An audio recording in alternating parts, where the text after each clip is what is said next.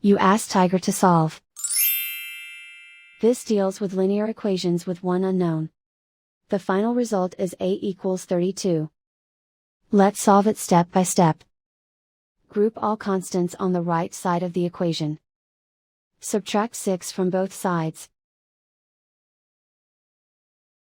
Simplify the arithmetic.